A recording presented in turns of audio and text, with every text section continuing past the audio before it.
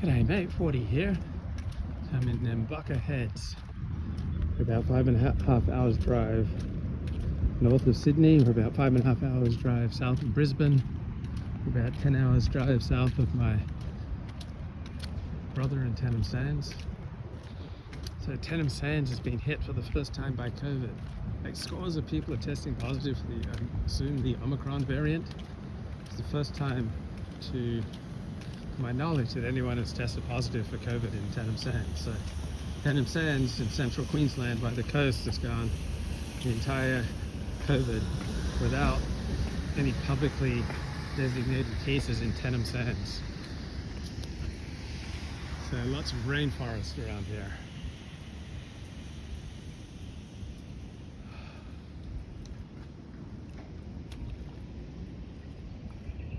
Just beautiful here. And now all these people are getting tested. Long lines for booster shots. People, like whole families, whole groups are coming down with COVID. Everyone's wearing face masks quite diligently.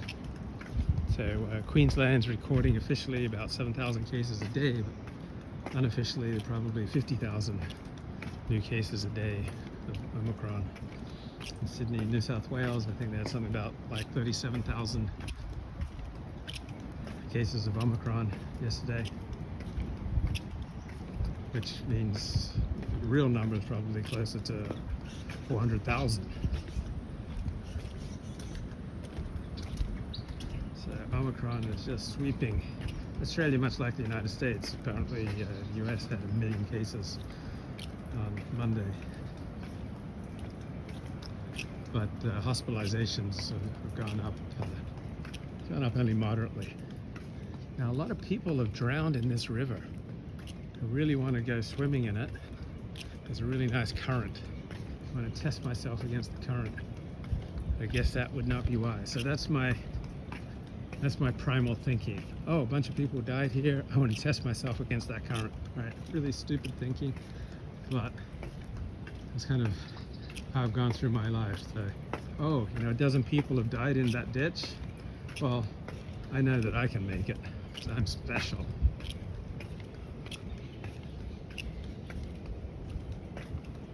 So I was just looking at a CNN article on the safest cities in the world. So number 1 was Copenhagen in Denmark, the capital of Denmark. Number 2 was Toronto, Canada.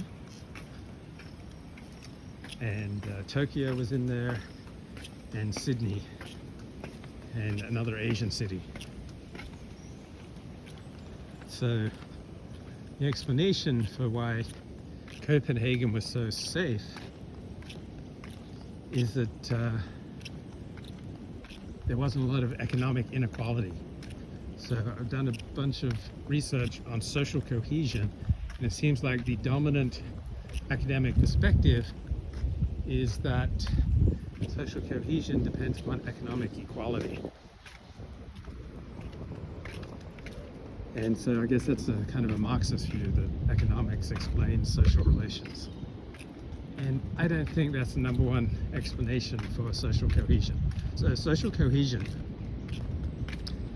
one Danish academic summarizes social cohesion as the ability to share a moral universe with your fellow citizens. In other words, trusting that your average fellow citizen won't try to cheat you.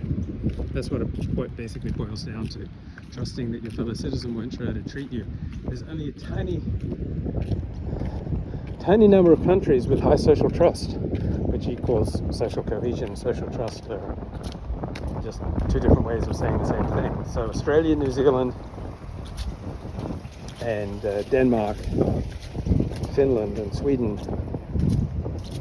These are about the only countries in the world with high social trust. Now, they also claim some China and India cities, and I'm skeptical of those claims, so I'm just going to leave them out. But being here in Australia on this trip, it reminds me what it's like to be in a high trust society. It's wonderful. Like,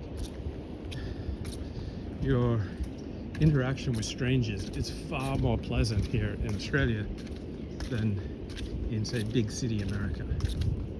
Now, small town America, interactions with strangers tend to be pretty good and pretty similar to interacting with strangers in Australia. Now, I just can't figure out why is it that in big city America, so that current there, that's where a lot of people drown.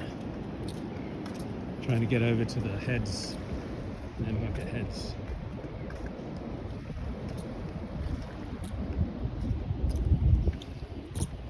And put a life vest on me, maybe put a rope on me and see if I can swim across.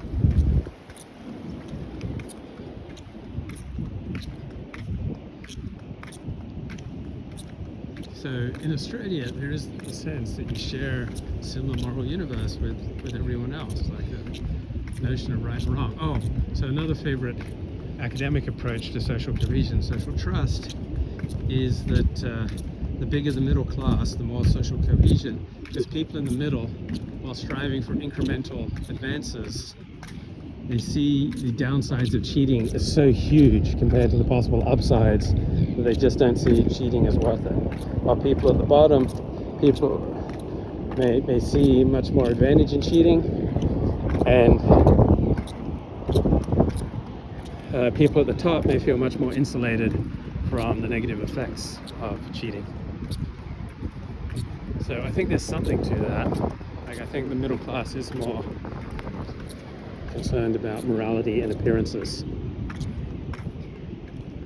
But I don't think that's the primary answer. So when I just look at, say, the Orthodox Jewish community, there's high amounts of economic inequality. That doesn't destroy the social cohesion and social trust in Orthodox Judaism. So I love being part of a high social trust, socially cohesive community, and I find that in Orthodox Judaism. I get a tremendous amount of energy from interacting with other people pleasantly, and I find that in Orthodox Judaism. So there's even more social cohesion and social trust in Orthodox Judaism than there is in, say, Australia or New Zealand or Copenhagen.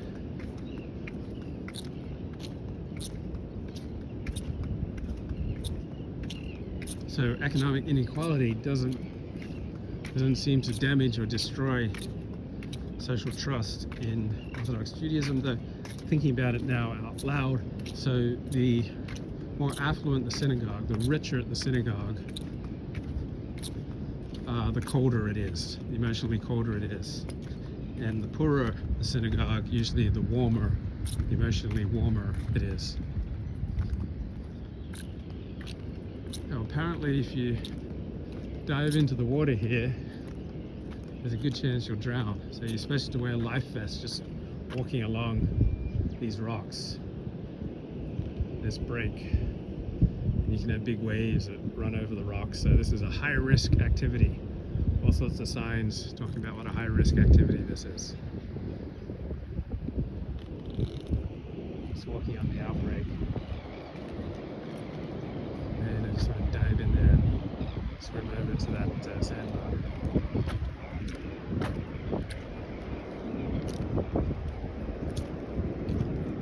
So, trying to decide whether to move to Sydney or to stay in Los Angeles. So, in writing it out, so if participating in Orthodox Judaism, taking advantage of all that Orthodox Judaism has to offer, growing in Orthodox Judaism, studying Torah, if that's my number one priority in life, then I should stay in Los Angeles. Alright? So if I move from Los Angeles to Sydney, I am saying essentially Orthodox Judaism is not my number one priority in life, which strikes me as accurate. I don't think it is my number one priority in life. Not anymore. So consciously, I think my number one priority in life is my emotional sobriety, and I find the most help in staying emotionally sober from 12-step programs.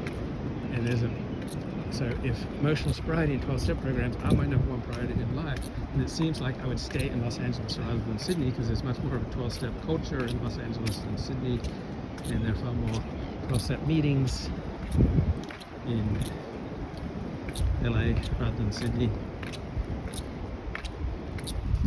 There's just more to offer in terms of 12-step recovery, 12-step workshops, meetings, programs in LA than Sydney.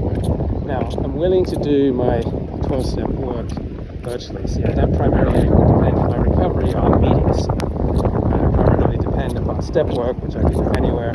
Happy to talk to responsees virtually. Happy to participate in meetings virtually. Accountability partners and step work partners and action partners, action meetings, all virtually. But Orthodox Judaism, I'm not content having Orthodox Judaism primarily virtual. I need the concrete Orthodox synagogues that I love to attend. Thank God there are plenty of them in Sydney. So I'm still going to be able to have my synagogues. There just won't be as many, and there won't be as high an intensity of commitment in Sydney compared to Los Angeles.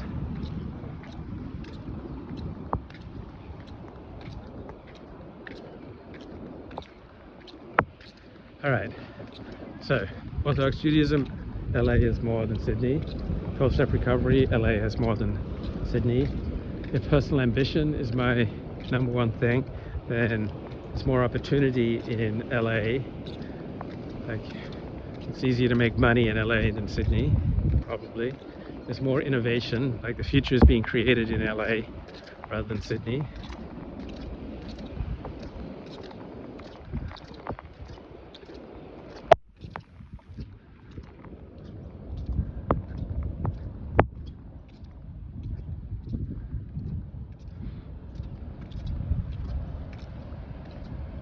Now, walking down the street is a far more pleasant experience in Sydney than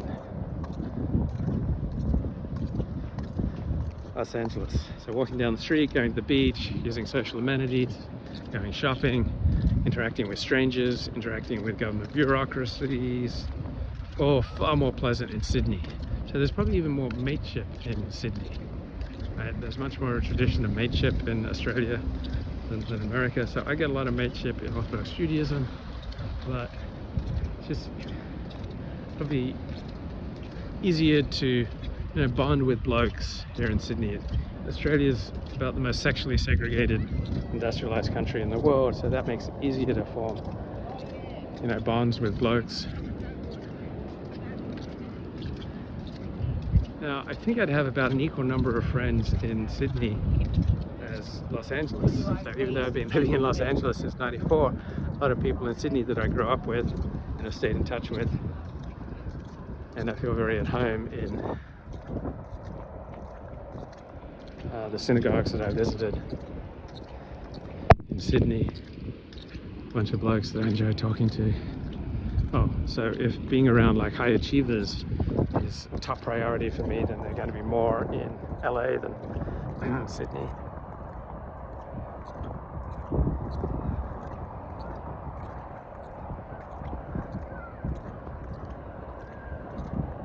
So if my entertainment career, my writing career, my YouTube career, right, I get to be around more people high achieving in these areas in LA than I would in Sydney.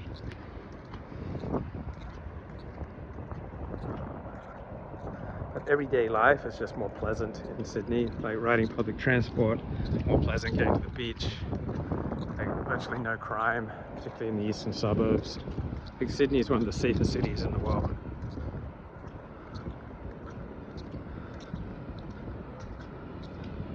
So a lot more safety in Sydney. There's pleasant interactions with strangers, much more likely to happen in Australia than big city America. So what makes a social cohesion? I don't buy that the number one factor is economic equality. I think that can play a role, but I think it is an exacerbating role on other factors. So for example, in Thailand and Malaysia and some Southeast Asian countries, Fiji, I believe most of the economic high achievers are Indian, and they tend to dramatically, and Chinese, and they tend to dramatically out-achieve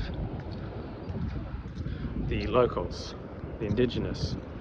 And so that destroys social trust between the groups. So the high economic inequality on top of being of a different race, that drives the destruction of social cohesion, social trust. So I like how the water here got the current flowing in and meeting the ocean.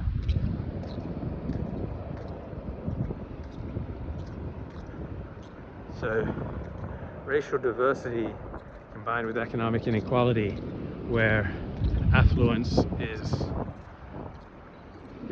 strongly racially related, yeah, I think that will drive the destruction in social cohesion or prevent the ability for people to trust each other. But if it's one of your own who is succeeding economically, now in some cultures that would be absolutely unbearable, but in plenty of other cultures that will be just fine. So Australia has much more of a tall poppy syndrome than America, where high achievers are looked down on, or they're given much more abuse or teasing. Well, in America, being a high achiever is like the greatest thing you can be, but in Australia, it's like you're separating yourself from your mates. Now, it's not suffocating. There are plenty of high achievers in Australia, but you need to carry it off with a great deal of humility. If you can combine your high achieving with humility, then you can maintain your social ties in Australia.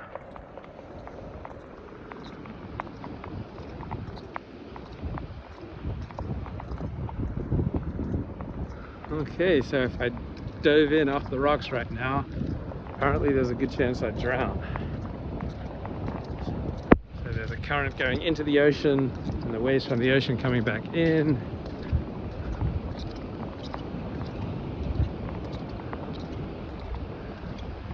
So all this rain is just wreaking havoc with the 4th test match between Australia and New Zealand, Australia and England.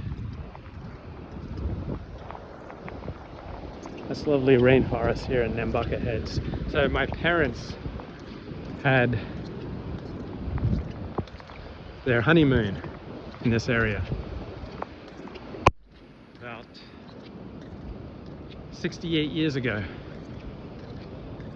Dear Mum and Dad came here for a honeymoon.